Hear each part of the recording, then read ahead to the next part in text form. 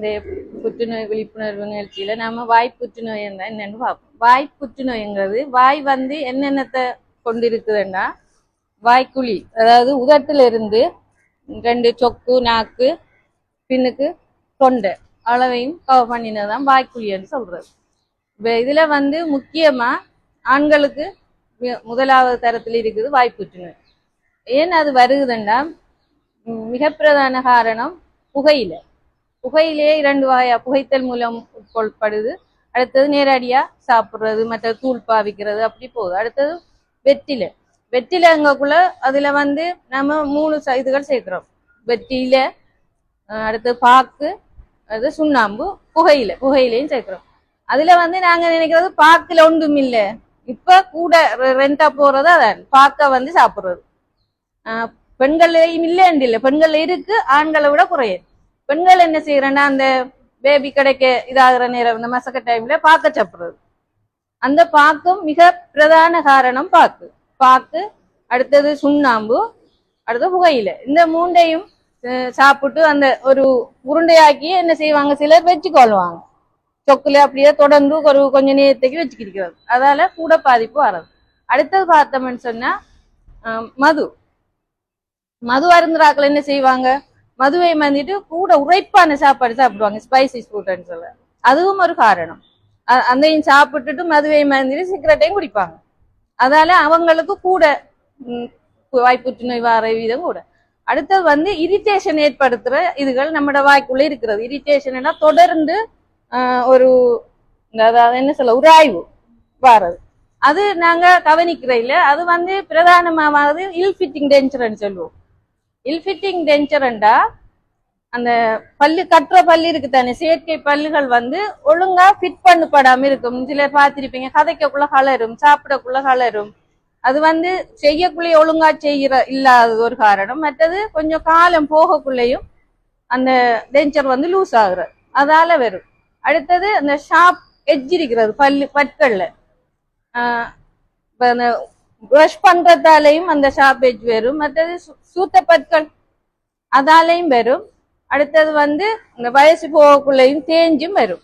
அந்த இதாலையும் தொடர்ந்து அந்த இரிட்டேஷன்கள் சொக்குல, நாக்குல, மேலுக்கு தச்சல பல்லு இல்லாட்டி அதுகள்ல தொடர்ந்து இதாகிறதால அது ஒரு திக்னஸ் ஒன்று போமாயி அதுவும் கேன்சராக வர வாய்ப்பு இருக்கு. இன்னும் ஒன்று இதை பார்த்தீங்கன்னு சொன்னா இந்த பல்லு இருக்கு தானே, வளமை என்ன செய்வோம், கீழ்பல்களை தான் கூட புடுங்குறது. தாடைப்பல்கள் உள்ளுக்கு இருக்கிற கடவாய்ப்பாட்கள்ல புடுங்கிடுவோம். அதே மாதிரி இப்பவும் பார்த்தா ஒரு 20-25 வயசு ஆக்கள் வருவாங்க, கீழுக்கு ஒரு பல்லும் இருக்காது பின்னுக்கு. அப்ப மேற்பல் என்ன செய்யும்னா நாள் போக போக கீழுக்கு இறங்கும். அதுக்கு போஸ்ட் கொடுக்கறதுக்கு ஒரு இது இல்லை தானே, அப்ப கீழுக்கு இறங்கி அது அந்த தந்தத்துல கடிபாட்டு சிலர் என்ன செய்வாங்க, புண்ணு வருதுன்னுட்டு புண்ணுக்குரிய இதுகளை செய்து அப்படியே விட்டுறது, கவனிக்கிறது.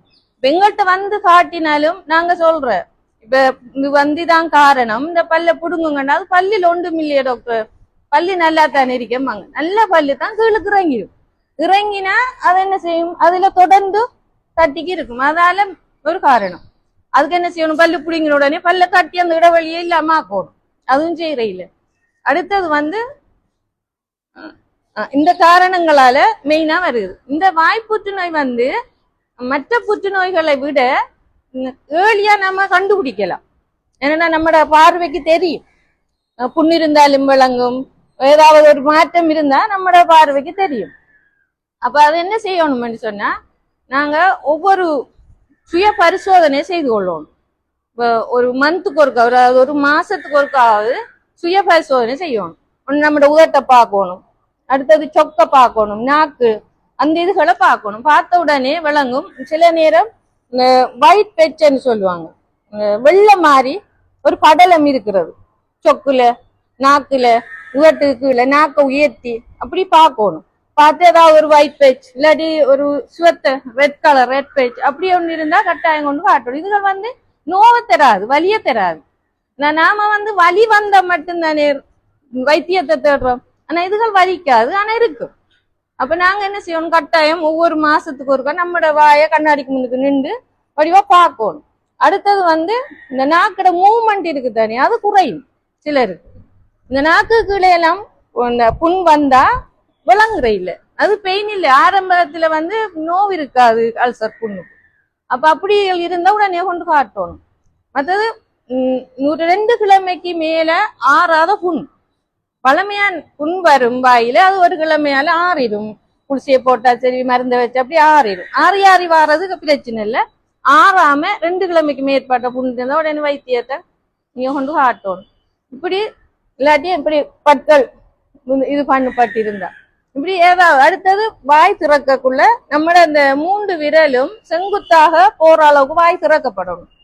அப்படி திறக்கப்படலைன்னு சொன்னா அதுவும் ஒரு இதுக்குரிய முன் காரணி. இதுகள் இந்த டைம்ல எல்லாம் நாம கண்டுபிடிச்சு வைத்தியம் செய்தோம்னா இது ஃபுல்லா கியூர் பண்ணலாம்.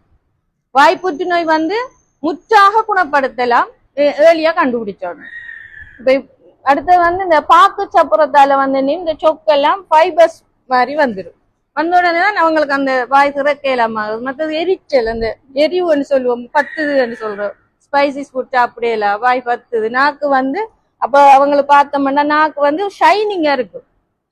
அப்படி ஷைனிங், அந்த சொக்கெல்லாம் வந்து ஒரு ஷைனிங்கா ஒரு இதா இருக்கும். அப்படி வருதுன்னா அந்த அதுக்கு என்ன செய்யணும்னா நாம அந்த ஹெபிட்டை வந்து ஸ்டாப் பண்ணணும். அதாவது வெத்தில சாப்பிட்றாக்கள், கோயில சாப்பிட்றாக்கள், புகைத்தல முதல் அந்த ஹெபிட்டுகளை ஸ்டாப் பண்ணி அவங்க அதுக்குரிய ட்ரீட்மெண்ட்கள் எடுத்தா முற்றாக குணப்படுத்தலாம். இதுல மற்ற கேன்சர்கள் மாதிரி இல்லை வாய் புற்றுநோய். ஏன்னா ஒன்று வந்து ஏர்லியா நம்ம கண்டுபிடிக்கக்கூடிய தன்மை, மற்றது அந்த மற்ற இடங்கள்ல வந்து பரவுறத்தை விட இது குறைஞ்சது. அதனால நம்ம ஏர்லி கண்டுபிடிக்கிறது மிகவும் நல்லது. அடுத்தது வந்து ஒவ்வொருவரும் ஒரு 6 மாதத்துக்கு ஒரு சரம் கொண்டு டென்டல் டாக்டர்கிட்ட சும்மா காட்டுங்க. ஒரு டாக்டரும் பார்க்கலான்னு சொல்றவங்க இல்லைன்னு, நீங்க கொண்டு சும்மா காட்டுங்க. கொண்டு காட்டினா இப்ப அவங்க என்ன இருக்குன்னு சும்மா பார்த்துட்டு அனுப்புவாங்க. இதுகள்தான் இந்த வாய் புற்றுநோயில முக்கியமான இது. ஏதாவது சந்தேகங்கள் இருக்கா? அடுத்த